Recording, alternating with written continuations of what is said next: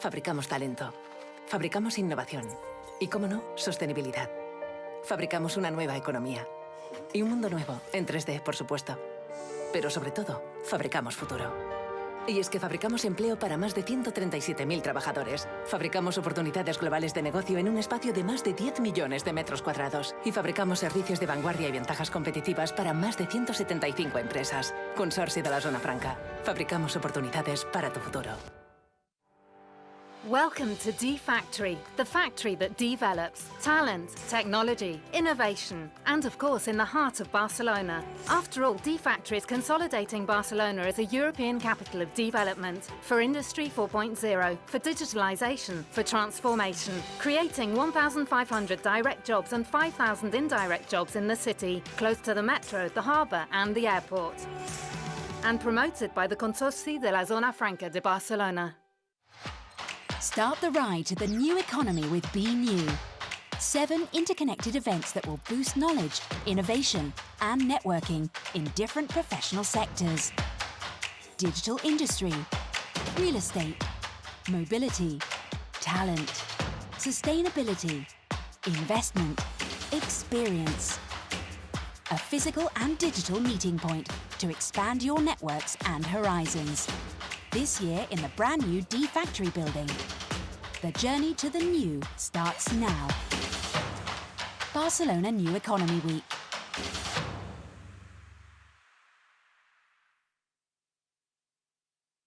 Now it's the time of changes. Now is the time to move on. This is the time for solutions. Feel the motion. BNEW is born. None of you, no one connected to you, none of you.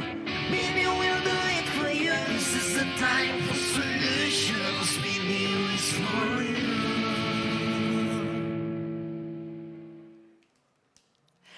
Buenos días, bienvenidas y bienvenidos a BNEW, a la Barcelona New Economy Week, que es el primer gran evento de la nueva economía de la temporada. Esto es como la vuelta al cole, pero en plan serio y muy grande. Bueno, saludos desde BFUTURE Barcelona.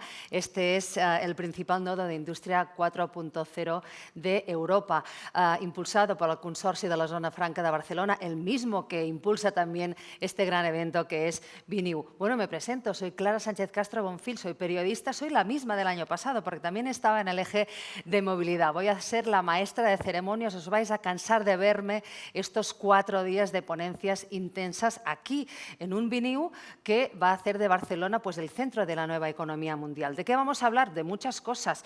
Vamos a hablar de talento, de sostenibilidad, de real estate, de industria digital, de inversión. También tendremos experiencias gastronómicas, culturales y artísticas. Os voy a dar unos cuantos números del BNEW de este 2022, nuestra tercera ya edición.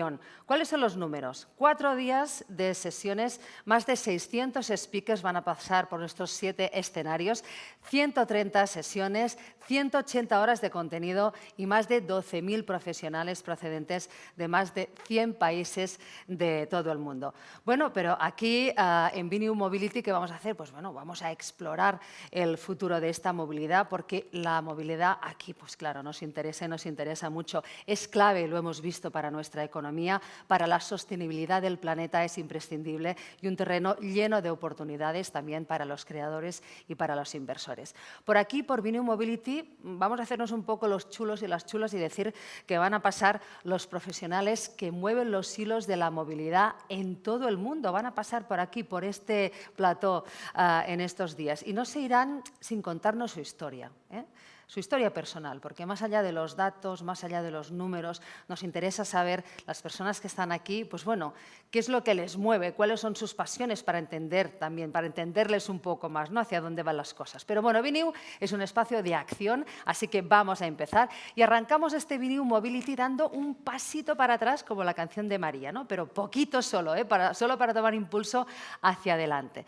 Este pasito hacia atrás nos deja en la era COVID, que ya no queremos acordarnos, pero está muy reciente todavía, y el parón que ha supuesto para la movilidad 4.0 y el impulso que nos va a llevar hacia la transformación que supone ya esta nueva normalidad post-COVID hacia la movilidad urbana. El sector del transporte público desempeñará un papel importante a la hora de conseguir que tanto nuestras economías como las personas vuelvan a moverse al adoptar la digitalización y estas soluciones innovadoras y sostenibles para estos retos de movilidad que nos plantea no el futuro, sino este ya nuevo presente. El sector del transporte público está en el centro de la transición global hacia esta New Normal.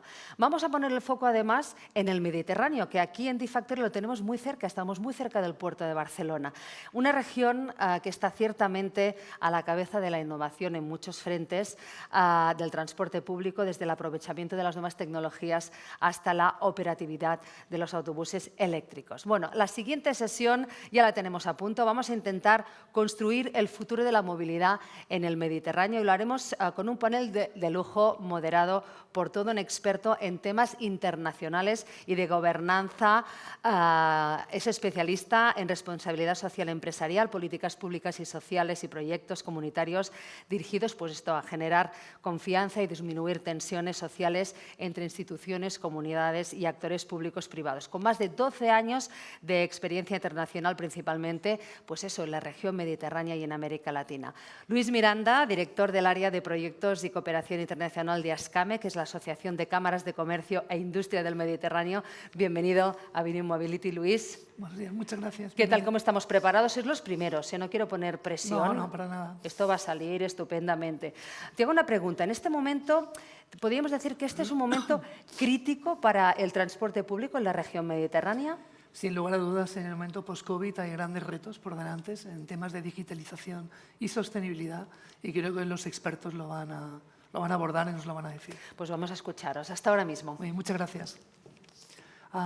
Good morning. We're going to make this panel in English, so I'm going to welcome our guests here. To my left, Mr. Dionisio González. Good morning. Good morning. Mr. Alain Jorda, good morning. I'm going to introduce you. We have another member who is with us online, Dimitris Lemonakis, in Greece. So I'm going to make a short introduction of everyone, and then I will give the word to our first speaker, Mr. Alain Jorda. So beginning for my first friend and colleague here. Hi, Dimitris. We're seeing you back. Hello, to the front. Hello. Let me introduce you, Dionisio.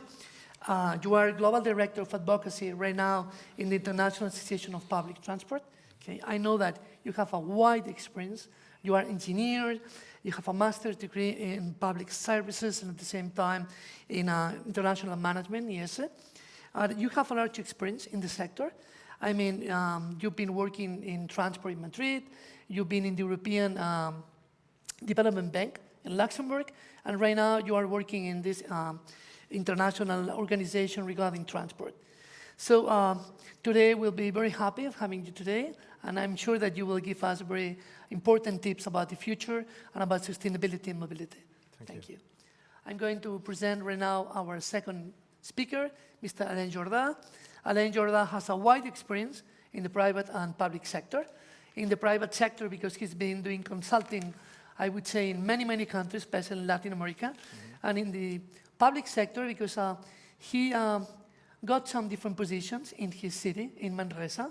And I think he was a very successful person in terms of innovation, because you did very great things. And in 2010, Manresa got the special recognition of the Ministry of Technology and Sciences of Spain and being designated as an innovation city. So congratulations. I think that we will get the very important insight from Mr. Alain Jorda. And then we have our friend Dimitris Lemonakis. Dimitris Lemonakis, he's the president of the ASCAME's Commission of Logistics. He, at the same time, has an important post in the Chamber of Commerce of Piraeus. At the same time, he's been working in very different fields in terms of consulting, in terms of supporting SMEs, startups, and at the same time, I think, Dimitris, that you have also very important experience in evaluation, and of course, advisor for many business startups, and at the same time, for business networking and partnerships. So I think that you also will give us today very important insights, and we will be waiting for your comments. Thank you. So right now, I'm going to give first the word to Mr. Alain Jorda. Everyone has more or less 10 minutes. So be in time, because we will have our friend just being sharp with the timing. So The floor is yours, Mr. Jordá. Thank you very much. Thank you. Voy a hablar en castellano porque tengo más fluidez. Y soy experto en ciudades, en estrategia de ciudades, y por lo tanto voy a orientar mi ponencia en ese sentido, ¿no? La movilidad desde el punto de vista de la ciudad. Entonces, la ciudad es en realidad una historia de éxito de la humanidad. Eso es así porque la ciudad es un lugar de oportunidades. Por eso tantas personas en todo el mundo se concentran en las ciudades, ¿no? Porque hay oportunidades. La movilidad dentro de la ciudad es un factor clave para que la ciudad sea o no sea un lugar de oportunidades, ¿verdad? Entonces, si usted necesita 4 horas diarias para desplazarse al lugar donde tiene que ir, y si esto le cuesta, digamos, el 25% del sueldo que recibe cada mes, pues la ciudad deja de ser una ciudad de oportunidades, ¿eh? Porque esas oportunidades existen, pero no son accesibles. Por lo tanto, la movilidad es un elemento fundamental en las ciudades grandes, sobre todo, ¿no? A partir de 1 millón de habitantes, digamos. Cambio de tercio, y ahora hablo de la era COVID y lo que hemos descubierto en el COVID. El COVID ha hecho resaltar la importancia de lo público. Hemos visto que en situaciones de emergencia lo que resiste es lo público, ¿no? Y por lo tanto en el transporte yo pienso que también tiene que ser así en el futuro. Es decir, el transporte público tiene que ser el backbone del sistema, y luego, o por supuesto, habrá aportaciones privadas de múltiples tipos, pero que estarán alrededor de este esqueleto central que tiene que formar la movilidad pública.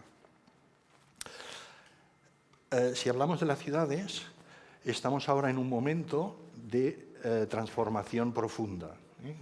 Las Naciones Unidas dictaron los ODS, luego la agenda urbana, que son los ODS filtrados, digamos, para las ciudades, y ahora tenemos agenda urbana española, que ha venido a añadir una serie de puntos muy importantes de metodología.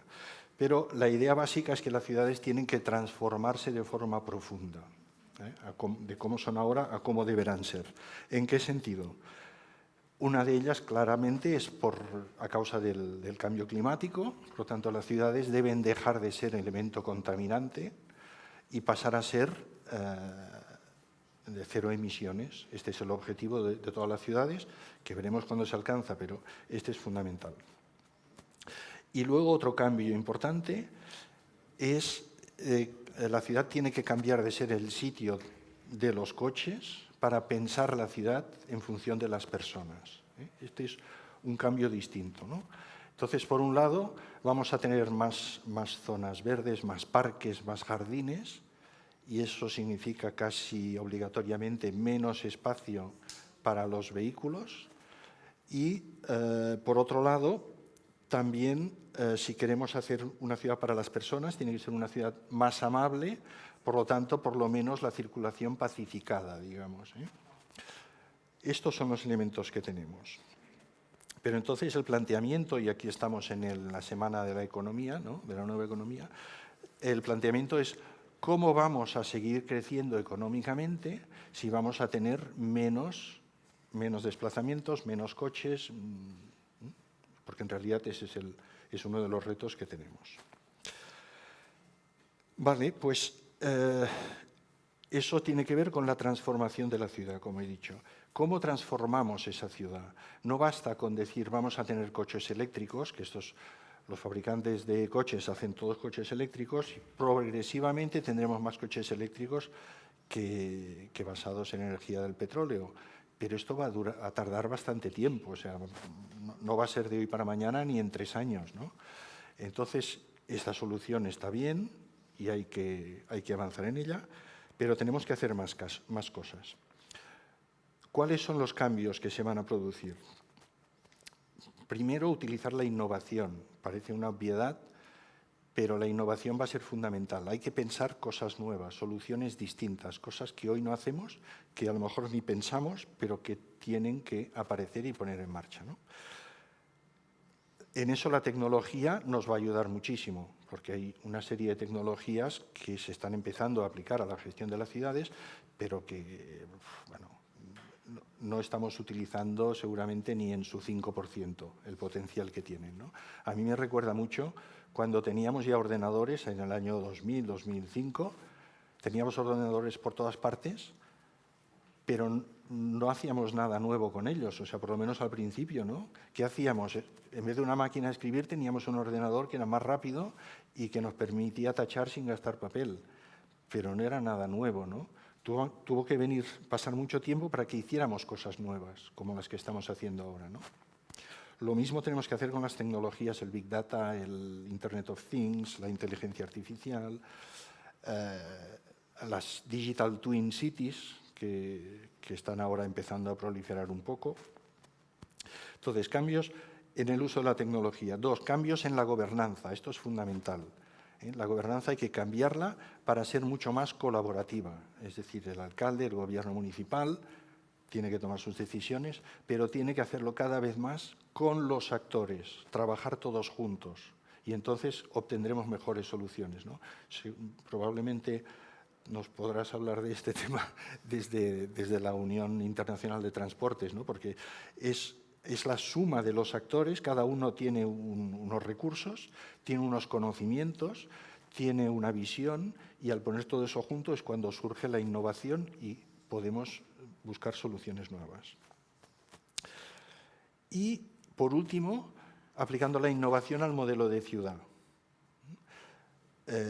Hay un modelo de ciudad que ya está muy conocido, no difundido, pero sí conocido, ¿no? Que es el de la ciudad de los 15 minutos, que la idea que te aporta es que se trata de conseguir que cualquier ciudadano en esas grandes metrópolis tenga todo lo que necesita en su día a día a 15 minutos a pie o en bicicleta.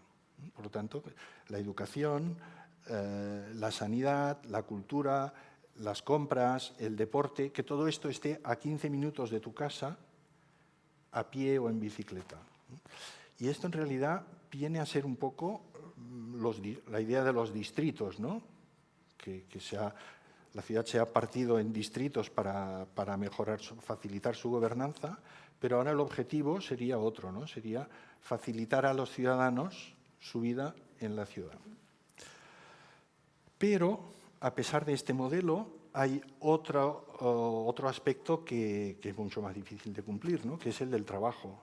El asegurar que todo el mundo tiene trabajo a 15 minutos de su casa, eso es muy complicado, ¿no? Porque tenemos las zonas industriales que están fuera, las zonas logísticas, entonces todo el mundo necesita, o muchísima gente necesita, pues 1 hora de ir y 1 hora para volver, a pesar del transporte público, etcétera, ¿no? Entonces, yo pienso que una idea que tenemos que abordar de forma innovadora es la reducción de los desplazamientos con motivos laborales. ¿Cómo? Bueno, pues una posible propuesta sería que las ciudades dieran vida a esos distritos más allá del simple sistema de gobernanza, intentando crear para cada uno de ellos un polo de atracción económica. Esto no es tan descabellado porque las áreas metropolitanas, la área metropolitana de Barcelona, si pensamos en cómo era hace 40 años y cómo es ahora, los que entonces ya vivíamos, los jóvenes no pueden verlo, pero entonces esas ciudades, Cornellà, Santa Coloma, Pallejà, Viladecans, eran ciudades dormitorios, se decía, es decir, no tenían vida propia, la gente iba allí a dormir y poco más, ¿no? Esas ciudades se han transformado de una forma increíble. O sea, ahora estas ciudades, cada una de ellas, tiene su propia identidad, tiene su propia actividad y, por lo tanto, han sido capaces de que su población pueda vivir dentro de esa ciudad, ¿no? Pues, ¿por qué no repetir eso mismo con los distritos de la gran ciudad? No me parece tan descabellado, ¿no? Un minuto me queda. Bueno, ya estoy acabando. O sea, ¿cuál es el papel de lo privado en todo esto? Bueno, pues por supuesto toda la tecnología de automoción, los coches autónomos, etcétera, eléctricos, etcétera. Yo pienso que también lo que son plataformas digitales que nos ayuden a movernos en la ciudad, algo así como lo que hace Google, pero mucho más personalizado para cada ciudad y que enlace todos los medios de comunicación de cada ciudad. Pienso que aquí hay un campo inmenso, ¿no? Y luego aplicaciones más específicas. Este fin de semana he estado viendo en Inglaterra una ciudad donde tiene una aplicación que se encarga de crear rutas para los alumnos que van en bici al colegio. Van en grupo y entonces los semáforos van cambiando a medida que ese grupo se va dirigiendo hacia el colegio por una ruta que está marcada, por supuesto, ¿no? Pues cosas como esta estoy seguro que hay, bueno, miles, por pensar, por imaginar y por poner en práctica, ¿no? Yo creo que el sector privado ahí es donde tiene mucho campo por correr. Muchas gracias. Thank you very much, Helen. I agree with you about the point of governance. I think this is going to be a big challenge, especially matching public sector necessities and the private sector, work. Work defines sometimes where you live, and the distance between work and where you live is very important. And it marks your family, it marks daily life, and especially the time that you spend going to work and coming back home. That's going to be very, very important. And I'm going to give the floor to our second speaker, Dionisio González. Please go on. Thank you very much, Luis. It's a real pleasure for me to be here with Alain, with Dimitris, and with you. And thank you for the kind invitation of Barcelona New Economy Week. Very briefly about UITP, we are the global platform of sustainable urban mobility. We have 2,000 members in more than 100 countries, working with them via 15 offices. Yeah? So authorities, operators, and industry working together, collaborating to improve the quality of life via sustainable urban mobility, which is super linked, very linked to what Alain was mentioning. It's not a question of technology, it's a question of geometry, the way we distribute urban space in the cities. And the public transport, to say it very clearly, is part of the solution. Yeah? It's a very important part of the solution. Public transport since many, many years have been embracing new mobility service, collaborating with all the different public and private actors to face those challenges of digitalization, urbanization, and all the externalities coming from mobility in cities. Suddenly, and we got a clear clue from our members in Asia around end of January 2000, something was happening. The COVID put us on a completely lockdown, 4 billion people in lockdown, more than 4 million employments completely lost in the first year of pandemic, and following, let's say, the recommendations and the indications of the health authorities, the public transport sector keep services running while the ridership completely disappeared, yeah, because we have experienced drops in demand up to 90%. So only 10% of the demand was still there, while most of the services were running. Yeah? So the first priority, of course, was to take care of the workers and the customers, to intensify and strengthen cleaning and disinfection, to work together with health authorities to coordinate the best way to provide those services. And this is something I would like to mention, because when everybody disappeared, public transport remained there. Yeah? And as you said, the public service provided by local operators all around the world step forward to keep the services up and running. Yeah? So, of course, we have learned a lot from this crisis. As you mentioned, Alain, digitalization helps a lot. The rhythm of transformation of the public transport sector increased. Real-time information, adaptation of networks, all these that was kind of being experienced have accelerated due to COVID, but there are two main lessons that we have learned. One is that public transport is essential to keep service, to keep cities alive, and second is that it's also a vulnerable service. Yeah? I must say that it's really a shame the unfair way that public transport has been stigmatized. There is no single study identifying public transport as the focus of infections at all, while both the media and some politicians have clearly said don't use public transport, which goes completely against what we have been promoting in the last 30 years. Yeah?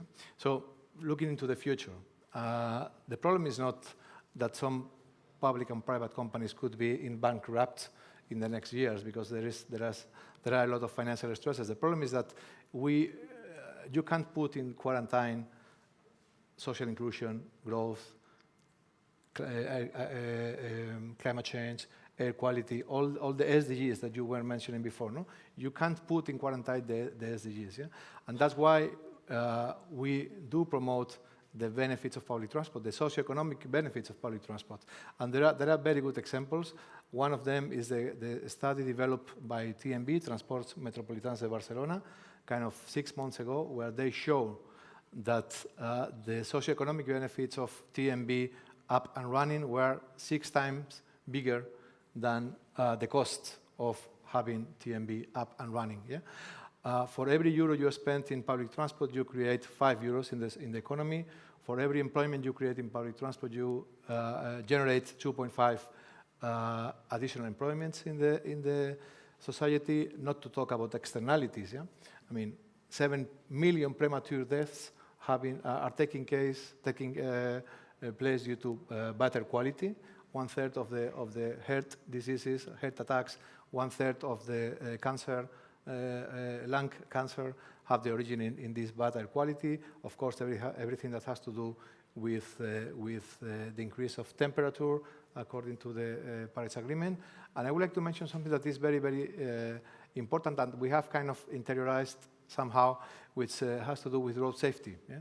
Every year there are 1.3 billion people killed in traffic accidents, 50 million people injured in traffic accidents.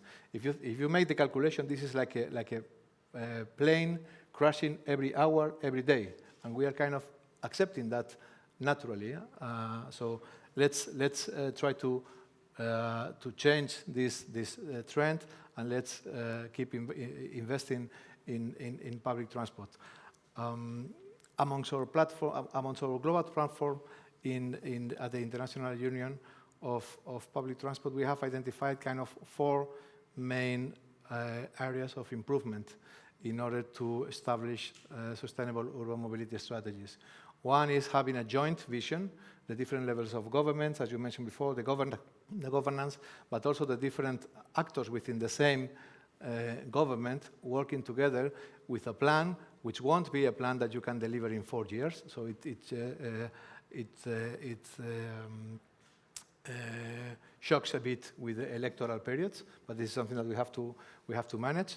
The second point is having the right institutional framework, having the right regulatory framework, which there are some examples of different organizing authorities, public transport authorities, all around the Mediterranean area, and again, Barcelona is a very good example of this.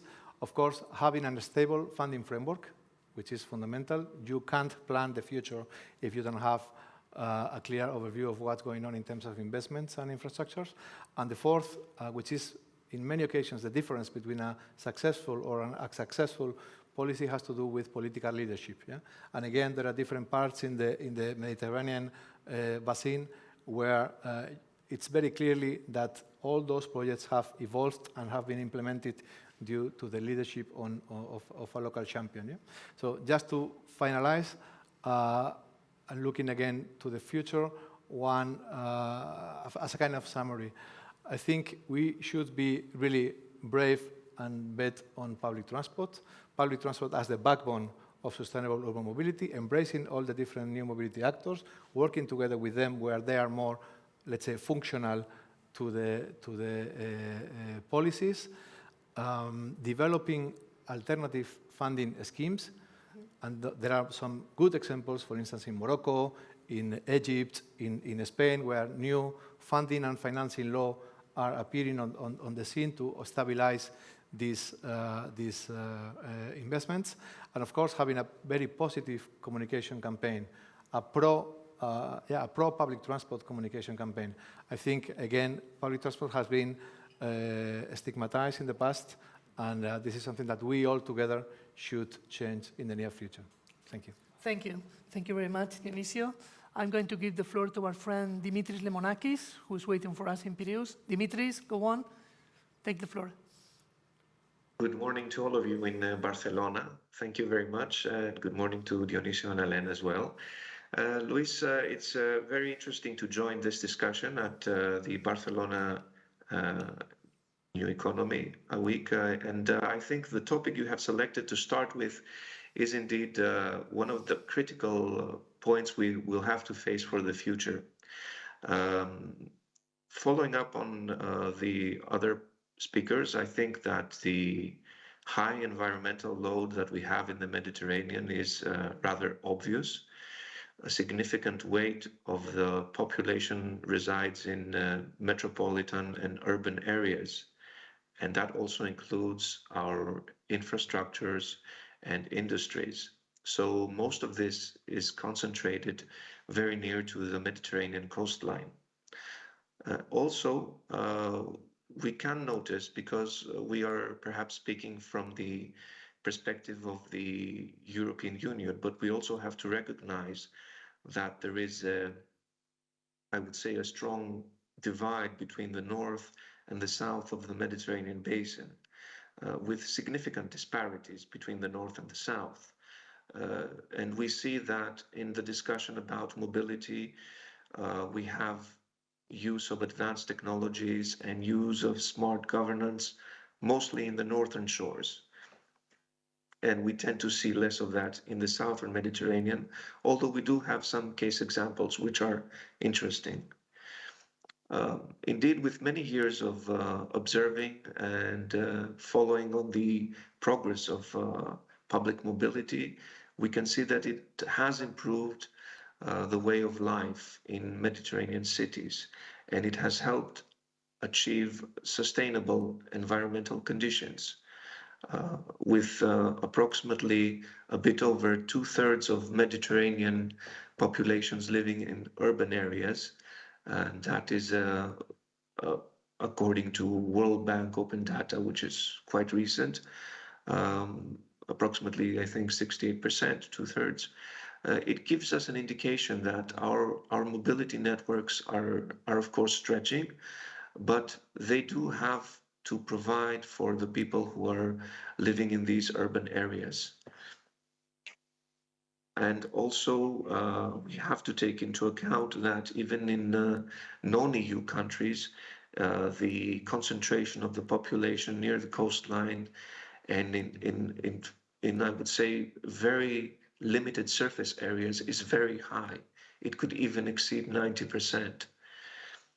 And if we look at the development of mobility networks, we see that some countries have a lot of achievements. And if you look at the metro systems, which are highly developed and sophisticated systems, and they have tried to provide capacity in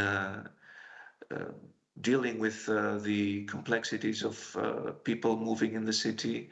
And I think the example of living 15 minutes away from home that Alain cited as a city model, the transportation systems that we have are trying to achieve that. They really are. And we need to see how they can further accomplish that. And that also has to take into account issues like combating CO2 emissions, because there is a huge cost in CO2 emissions as well. I did want to mention one or two examples of smart mobility, maybe later on in this discussion. But I think that the main focus is then that we have public utilities and public transportation systems. We have accumulated experience in how they operate, and we really have to reinforce and strengthen their use. To give you a very simple case, in Piraeus, we now have an almost complete metro system that is covering the wider Athens metropolitan area and is reaching Piraeus. In the past 2 weekends, and this is very recent news, We have tests in the system for the 3 final stations of the route, which are ending at Piraeus Port. And we expect that within October that would also be added to the grid.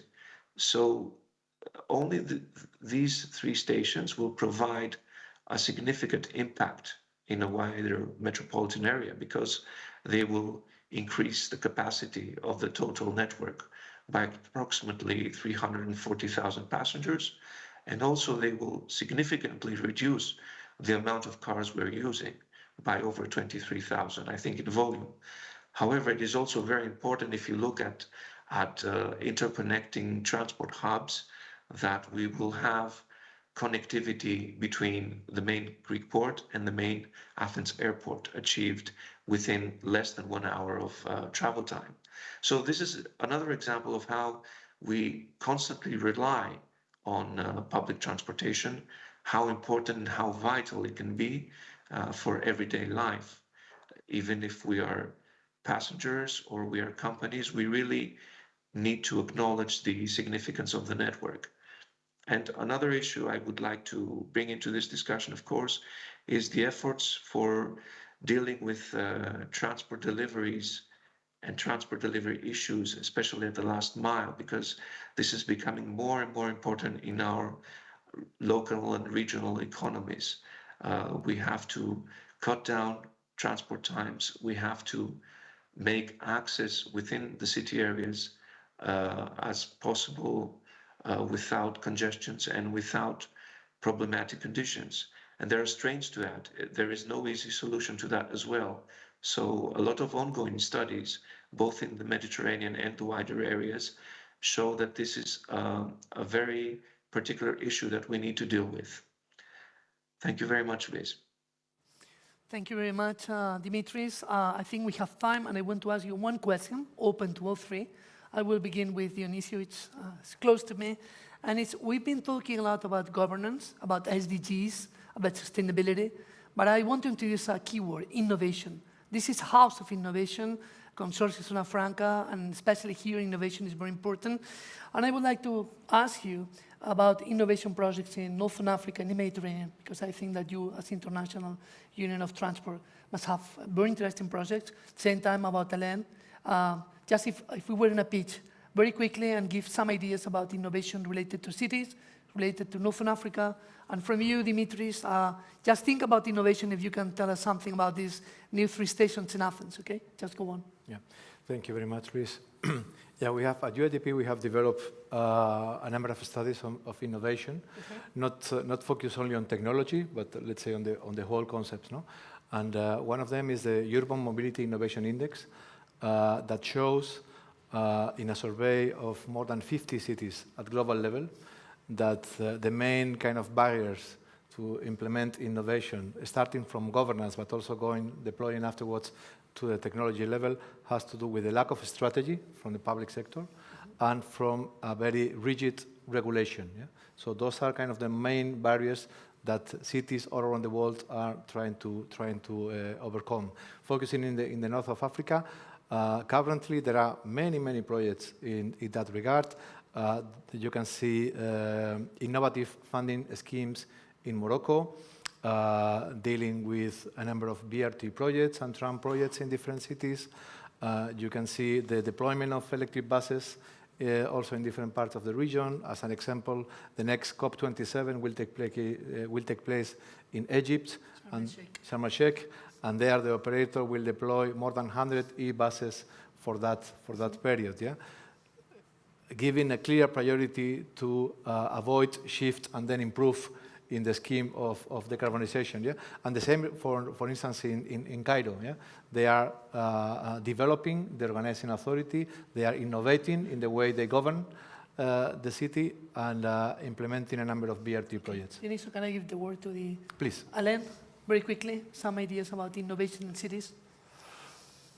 I would say that more important innovation in cities should come from governance.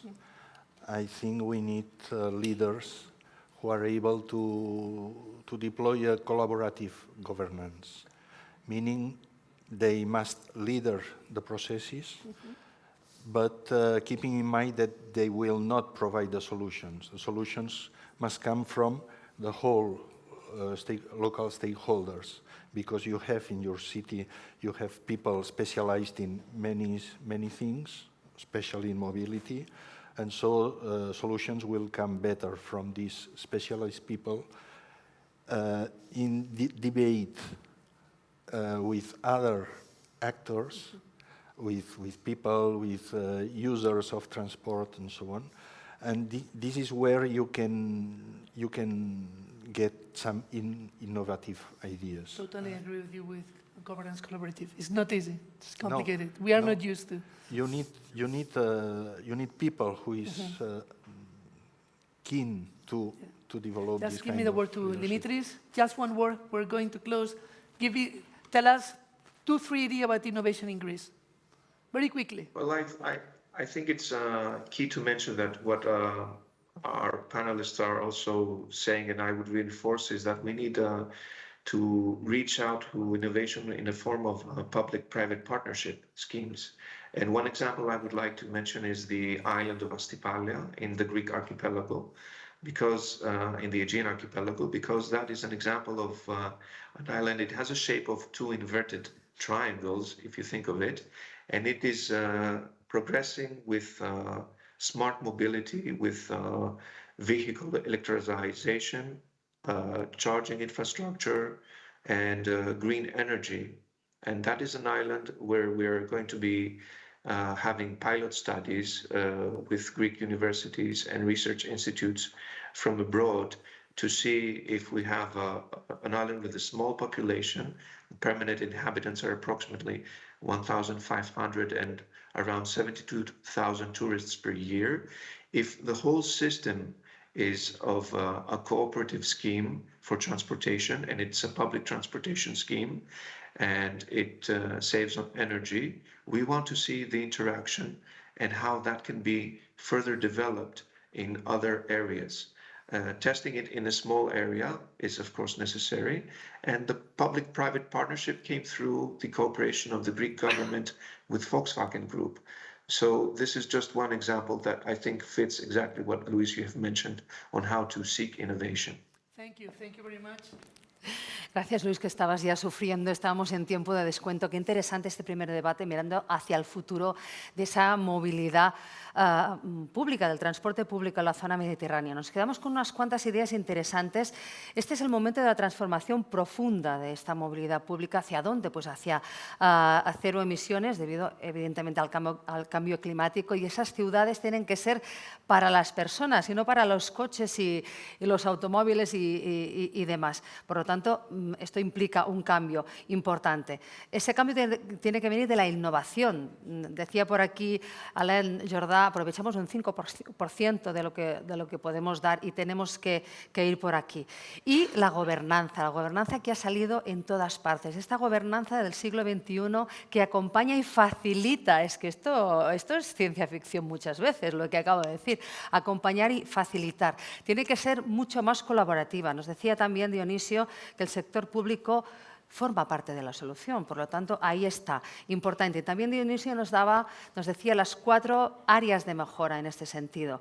Esta gobernanza tiene que ser más colaborativa, este marco normativo tiene que estar claro, también tiene que haber un marco estable de financiación y liderazgo político, pero claro, esto es como la carta a los reyes, pero hay que hacerla porque, claro, nuestros líderes y nuestras líderes, tenemos que hablar en femenino también, aunque somos menos, tienen aquí un papel muy importante. Me ha gustado mucho lo que hemos escuchado también, ejemplos interesantísimos que nos decía Dimitris. Hay que ser valientes, el transporte público tiene que ser la espina dorsal de esta movilidad sostenible y me ha gustado mucho lo que comentaba Alain de esta ciudad de los 15 minutos, ¿no? Donde en 15 minutos a pie, en bicicleta, en transporte público, tienes que llegar un poco a todas partes, ¿no? Esa ciudad que ya sería la ciudad de los distritos, pero vamos a dar vida a esos distritos más allá, ¿no? de donde estamos ahora mismo.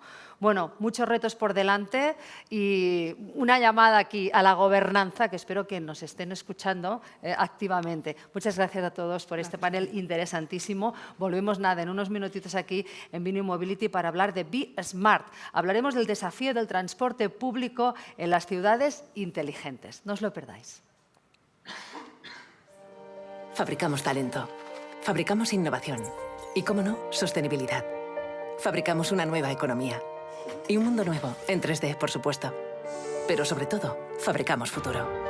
Y es que fabricamos empleo para más de 137.000 trabajadores. Fabricamos oportunidades globales de negocio en un espacio de más de 10 millones de metros cuadrados. Y fabricamos servicios de vanguardia y ventajas competitivas para más de 175 empresas. Consorcio de la Zona Franca. Fabricamos oportunidades para tu futuro. Welcome to D-Factory, the factory that develops talent, technology, innovation, and of course in the heart of Barcelona. After all, D-Factory is consolidating Barcelona as a European capital of development for Industry 4.0, for digitalization, for transformation, creating 1,500 direct jobs and 5,000 indirect jobs in the city, close to the metro, the harbour and the airport. And promoted by the Consorcio de la Zona Franca de Barcelona. Start the ride to the new economy with BNEW. 7 interconnected events that will boost knowledge, innovation, and networking in different professional sectors. Digital industry, real estate, mobility, talent, sustainability, investment, experience. A physical and digital meeting point to expand your networks and horizons. This year in the brand new D-Factory building. The journey to the new starts now. Barcelona New Economy Week.